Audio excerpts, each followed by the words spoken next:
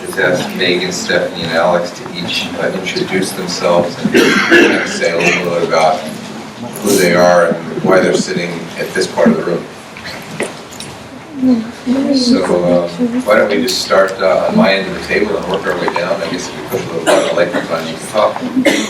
Hi, I'm Meagan, 25 years old, HLHS, TGA, BSc. I'm currently working on my master's in child and adolescent development, and I'm a teacher.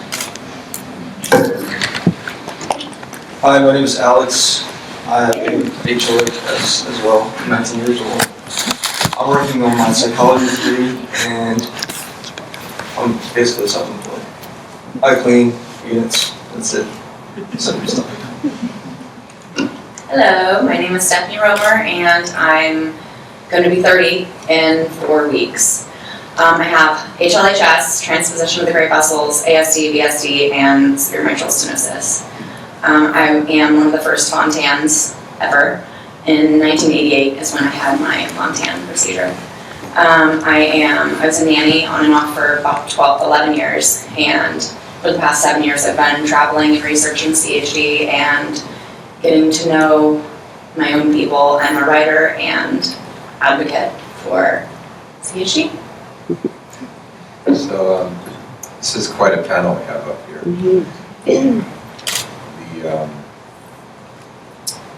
I think it's pretty powerful to see all these people who have overcome so much. And I know that Marshall is going to have to catch a plane shortly, so before he does, I want to get his thoughts on a few things.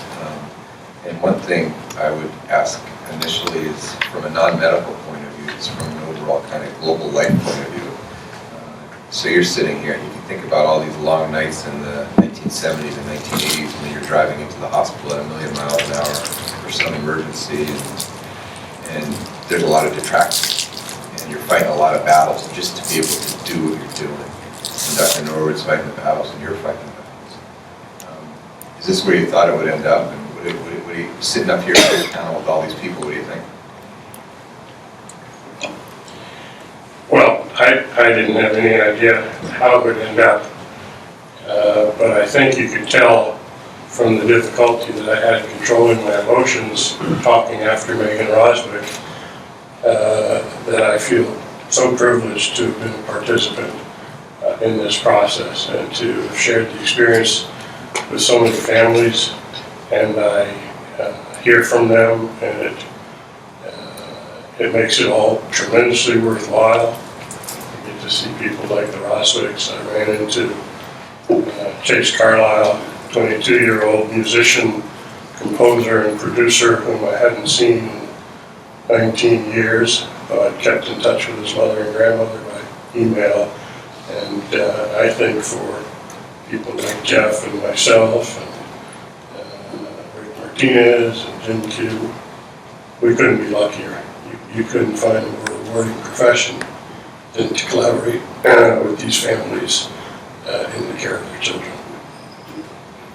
Well, I think it is special to have Marshall here. We strive in our careers to have careers the way he has had and to make the contributions that he's had and to have us put a little perspective. Before we open it up to general questions, sitting way back there is Jim Q.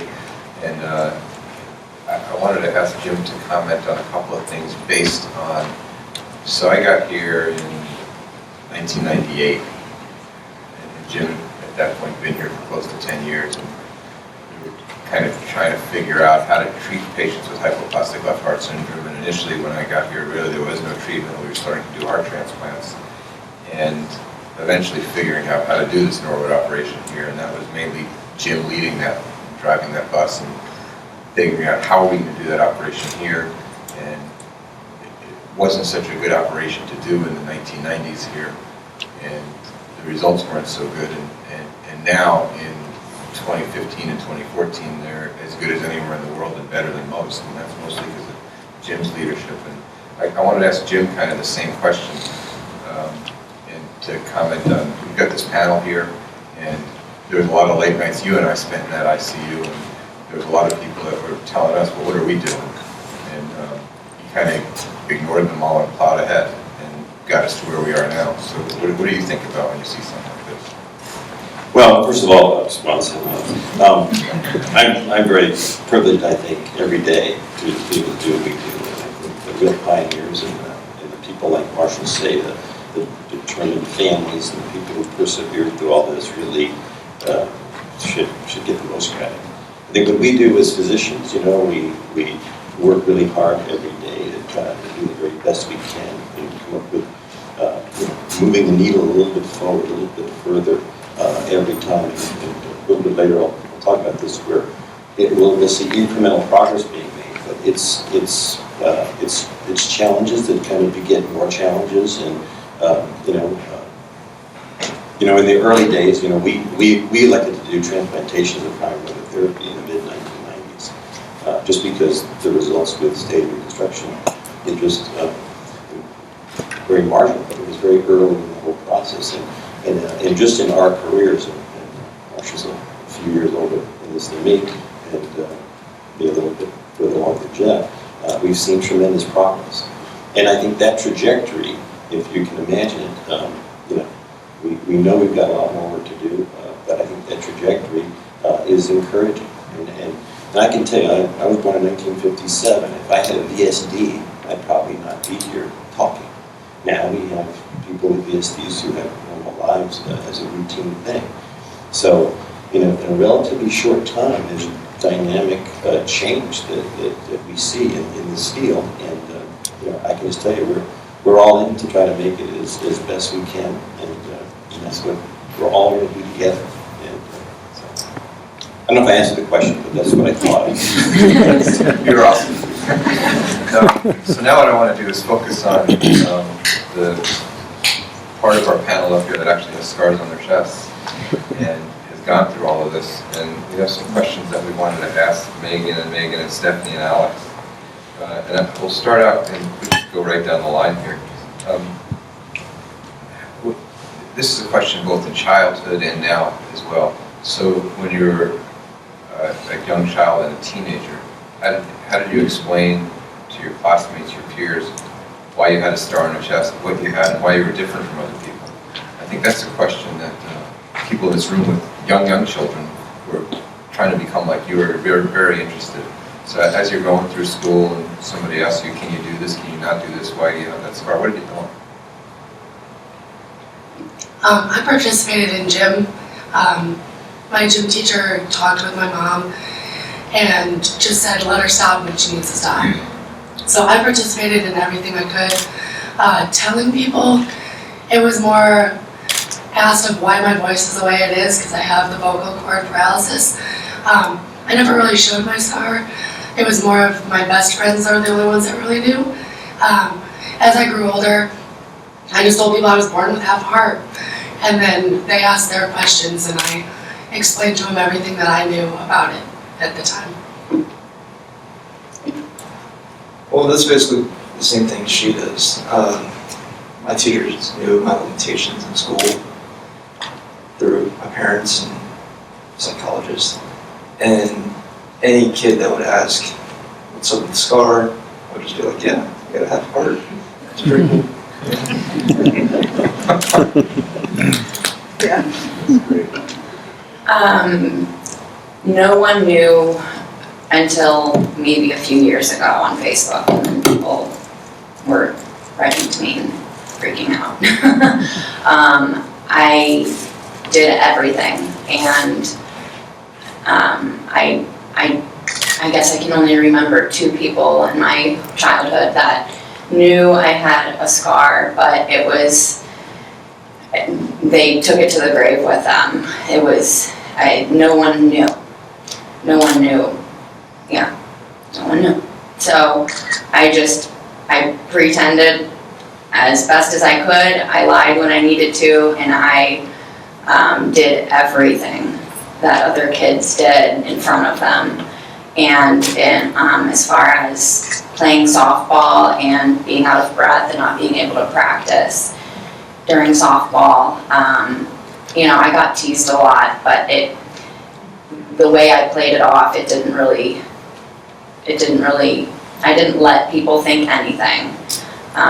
I played stupid a lot. I did little different ways of just not letting people know that anything was wrong with me physically. And so, yeah. I got a little creative. I would say it was a bear attack or a shark attack, or no, it got old really quick. And so I would just basically do that sort of thing and kind of make up things. And I'd be like, no, I have art, and kind of move on from there. I started gymnastics when I was 3, and so I was in a leotard. You could see my scar all the time, and I actually remember Mom telling me a story, I forgot which age it was, but I guess a kid asked me if I was a witch. Don't really know where that came from, but I mean, I definitely got teased. Like, it was just a right there, right in your face, easy target. Everyone gets teased. Scar was just an easy target. So with help of my parents, I kind of brushed off with humor. It didn't really affect me that much. I mean, in all honesty, I probably fought my parents the most to try to wear a bikini. I remember I couldn't wear a bikini until I was like 18. Modesty. So for me, it was, I kind of brushed a lot of it off on humor, and people saw it, and so I just said I had half art. I think same for people. Another question. What do you remember, if anything, about your Norwood, Glen, Fontaine kind of surgeries when you were a little kid? Do you, now you're, most of you guys are like 2 decades away from that. What do you remember about it? I don't remember anything. The only thing I remember is what my parents have told me, and that was when anybody came in with a white jacket, I would tell them to get out. So anything of surgery-wise, I don't remember anything. I don't remember anything either, but there's one memory I had was waking up from a cath. I think it was like my very first cath, just looking outside the view of all the snow in the area. Because I grew up in Cincinnati, Ohio, it's cold all the time, you know. So that's my very first memory. It was nice. I too do not remember anything. The only memory I have is I was in a wheelchair being pushed down a hallway in Cincinnati Children's, where I had all my surgeries. And I was going to the gift shop, and I remember someone saying, "We're going to get Stephanie a present." I was like, awesome, I don't even know what I just did, but this is awesome. Apparently I just got out of surgery, but I didn't know that until I was an adult. So yep, same thing, stories from my parents, that's all I remember. I remember asking if I could go to sleep before a cath, and asking if it was all right. And I guess same with Stephanie. Awesome, presents were great. Don't really remember why, but I was like, shot, ice cream, awesome. I can deal with that. So positive reinforcement, I guess, helped a lot with my learning to be in the hospital.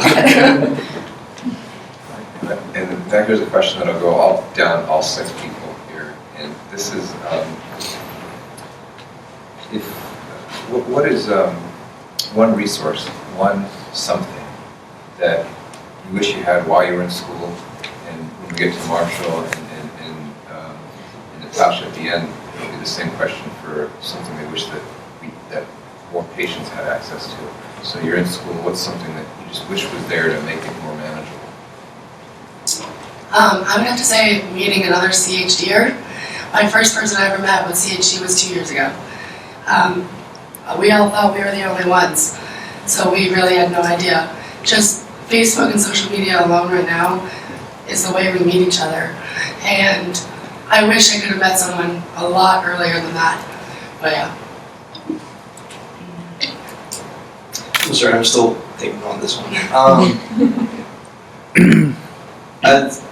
I don't really think anything. I think everything went fine. You know, people accept me as me being me, having an IEP, 4 or 5 plan, just going through education like they would. You know, I did my life as I could. And the only thing is I couldn't do contact sports, so it was just like, yeah, okay, I'm good with that. You know, so I just went normal life, and that's all I accepted, and that's what I wanted. You know, and I don't think I could have changed anything. I don't think there's anything that I wanted different or any kind of help. Parents were supportive, family was, everything was good. That's it. I would have changed a lot of things about my years in school. The first thing that popped into my head was I wish my teachers paid more attention to the fact that I was slow.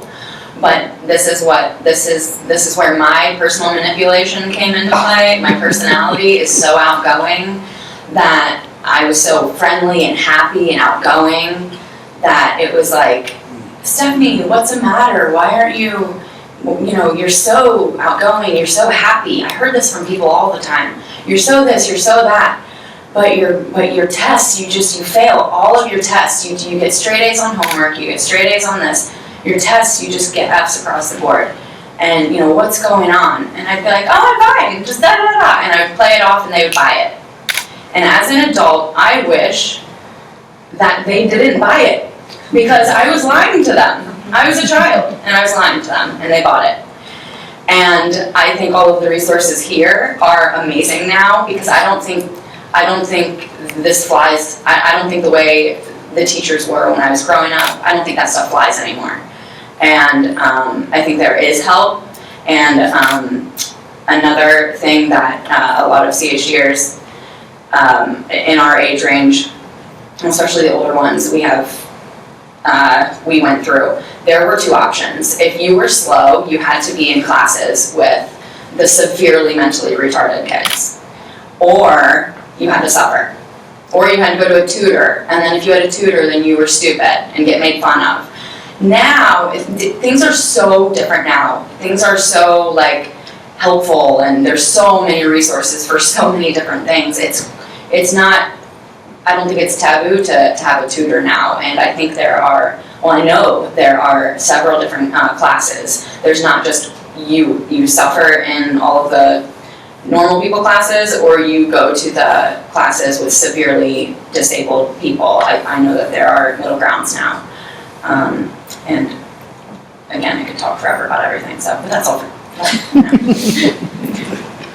For me, school wasn't necessarily that large of an issue until I hit college. There were classes I missed, and one of the things I really wish I knew is how to arm myself with a wonderful letter from my cardiologist, because that goes a long way.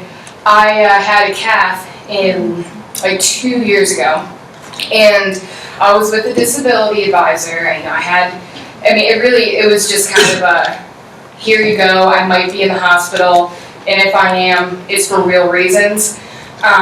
So I had let my disability advisor know that I was going to be having to finish things up a little bit quicker because I was going to have a cath. And I got a reply saying, well, I hope you're not lying going to Cancun. I'm like, please, I wish I was going to Cancun. But it was heartbreaking to think I'm going through this traumatic experience right now. And I had an advisor saying, hope you're not going to Cancun. And so you really have to understand that not everyone understands. And they don't necessarily know what to say with things.